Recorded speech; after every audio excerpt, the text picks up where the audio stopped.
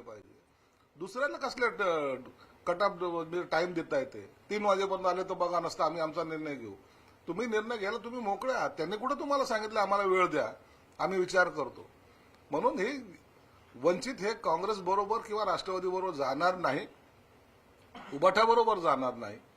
आता हे आघाडीमध्येच असलेली बिघाडी पाहून एकंदरीत सांगलीच्या जागेवर असेल, भिवंडीच्या जागेवर असेल, हे जे काही चाललेलं यांचं गोंधळ, या गोंधळामुळे आता मैत्रीपूर्ण लढतीचा एक फॉर्म्युला समोर येण्याची शक्यता आहे आणि त्याच पद्धतीने ह्या निवडणुका लढल्या जातील. आघाडी आता टिकणार नाही, हे पूर्वीपासून मी सांगत आलोय आणि आज त्याचा प्रत्यय तुम्हाला आता 1-2 दिवसात येईल. भिवंडी आणि कल्याणमध्ये सध्या चाललंय काय? कारण शिवसेना आणि भाजपमध्ये तणावाची परिस्थिती असं बोललं जात आहे. आपण पाहिलं की कल्याणचे जे विद्यमान खासदार आहेत त्यांचा प्रचार आम्ही करणार नाही अशी भूमिका भाजपने घेतली. आता शिवसेनेचे नेते म्हणतात की आम्ही कपिल पाटलांचा प्रचार करणार नाही. कडीपत्त्याप्रमाणे त्यांनी शिवसेनेला बाहेर काढून नाही, असं काहीच नाही. काल आशिष शेलार असतील की रवी चव्हाण असतील, त्यांनी सुद्धा त्यांची भूमिका स्पष्ट केलेली आहे की आमची जबाबदारी आहे कल्याणची सीट निवडून आणण्याची, तशीच आमचीही जबाबदारी आहे भिवंडीची सीट निवडून आणण्याची. म्हणून यामध्ये आता वाद राहणार नाही. जे कार्यकर्ते तिकीट मिळण्याच्या पूर्वी आपल्याला तिकीट मिळावं म्हणून आग्रही होते, आता ते सर्वजण महायुतीचा प्रचार करतील. आता कोणताही वाद त्या ठिकाणी येणार नाही. हा सर्व वाद आता संपुष्टात आलेला आहे. रत्नागिरी, सिंधुदुर्ग, पालघर, त्यासोबत छत्रपती संभाजीनगर, ठाणे या सगळ्या जागांसाठी आणि नाशिक या सगळ्या जागांसाठी आमदार सुद्धा कालच्या बैठकीत आक्रमक होते. नाही, वस्तुस्थिती आहे. महायुतीला जर आपल्याला जास्त सीट पाहिजे असतील तर एक सीट ज्याला आपण महत्वाची म्हणतो, मग नाशिक का नाही? आज नाशिकची परिस्थिती अशी आहे की हेमंत गोडसेने फॉर्म भरला तर तो विजय घोषित झाल्याचं इतकं चित्र स्पष्ट असताना ती जागा का सोडावी? त्याच पद्धतीने अनेक जागा, संभाजीनगरची जागा ही आमची पारंपरिक जागा आहे, शिवसेनेचा उगम त्या ठिकाणून झालेला आहे, म्हणून ती जागा सोडता येणार नाही. पालघर असेल, सिंधुदुर्ग, रत्नागिरी असेल, या सगळ्या जागा संदर्भात आम्ही आग्रही आहोत. आणि मग असा आग्रही असताना आपल्याला प्लस जर पाहिजे असेल, तुम्हाला वाटतं की एक सीट आपली आली असेल, यासाठी आमचा आग्रह आहे. आणि म्हणून मला वाटतं शिंदे साहेबांच्या कानावर आज आम्ही काल सर्वच नेत्यांनी, मंत्र्यांनी, आमदारांनी टाकलंय आणि त्यांनी सुद्धा सांगितलंय की या संदर्भात मी माझ्या पद्धतीने योग्य तो निर्णय घेईल. म्हणून आता आम्हाला अपेक्षा, उद्या कदाचित त्याच्यावर निर्णय होईल आणि कोणत्या जागा सुटल्या याचा तिळाचुळा सुटलेला दिसेल. शिवसेना उभाटा पक्षाकडून सुद्धा लोकसभेसाठी जोरदार तयारी सुरू आहे. काही टीजर त्यांनी सुद्धा लॉन्च केले, ज्यामध्ये लेकीबाईच्या सुरक्षेसाठी ठाकरेंची मशाल अशा आशयाचा हा टीजर आहे. याबद्दल काय म्हणतात? लेकीबाईच्या सुरक्षितेचा टीजर करताना दिशा साल्यांना श्रद्धांजली व्हा आणि मग त्या टीजरचं ओपनिंग करा. कदाचित मागच्या घटना ते विसरले असतील, परंतु ह्या सर्व महाराष्ट्राच्या जनतेला माहिती आहे लेकीबाळीचा सुरक्षा नाही तर त्यांचा जीव घेण्याचं काम यांनी केलेलं आहे. म्हणून अशा टीजरवर लोक विश्वास ठेवणार नाही. मोठा आरोप म्हणावा यांना. आरोप काय, वस्तुस्थिती आहे. चौकशी चालू आहे. दिशा साल्यन प्रकारची चौकशी आणखी थांबलेली नाही, म्हणून त्याची चौकशी चालू आहे. आणि मला वाटतं लवकरच याचा छडा सुद्धा तुम्हाला कळेल आणि जे काही त्यामध्ये गुंतलेले आहेत ते सर्व समोर आरोपी म्हणून येतील हे निश्चित आहे. काँग्रेसचे आदर्श नेते भाजपात जाण्याआधी सोनिया गांधी, राहुल गांधी यांच्यासमोर येऊन रडले होते. या वयात तुरुंगात जाऊ शकत नाही असं सुद्धा म्हणाले होते.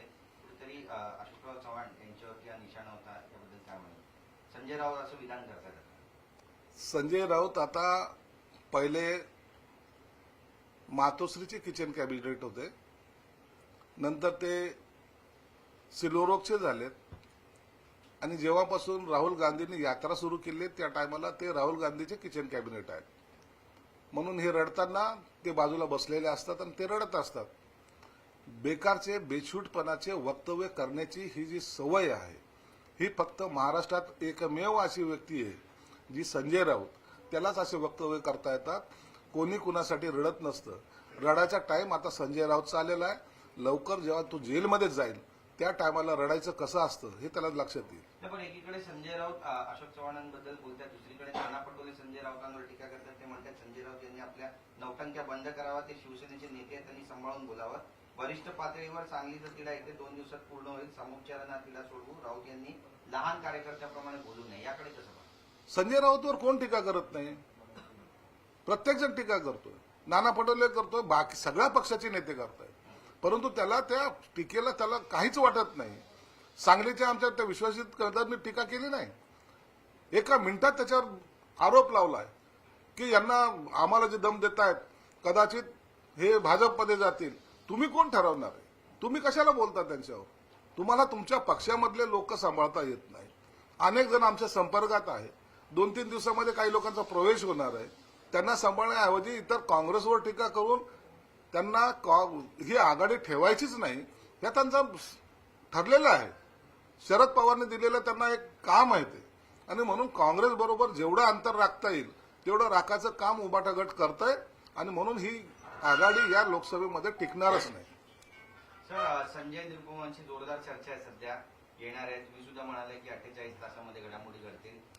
काय होईल असं वाटतं? आणि उत्तर पश्चिमची जी उमेदवारी आहे त्या उमेदवारीची माळ त्यांच्या गळ्यात या निमित्तानं पडणार आहे. संजय निरुपम निश्चितच मुख्यमंत्री साहेबांच्या संपर्कात आहेत. कदाचित आज त्यांची भेटही होण्याची शक्यता आहे. परंतु तिथलची उमेदवारी कुणाला द्यावी याचा निर्णय मुख्यमंत्री साहेब घेतील. त्यावर मला बोलण्याचा अधिकार सुद्धा नाही. त्यांना एकदा येऊ द्या, मुख्यमंत्र्यांची चर्चा करू द्या, त्यानंतरच खरा जो काही निर्णय आहे तो आपल्या समोर येईल.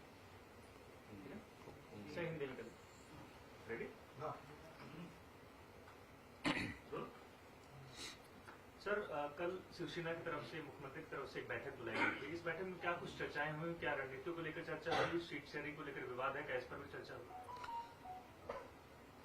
इलेक्शन के पहले जो कोर कमेटी है उनको बुलाया गया था. बहुत सारी सूचनाएं हमें दी गई. इलेक्शन की स्ट्रेटेजी क्या होना चाहिए, इलेक्शन के ऊपर किसके ऊपर क्या जवाबदारी है.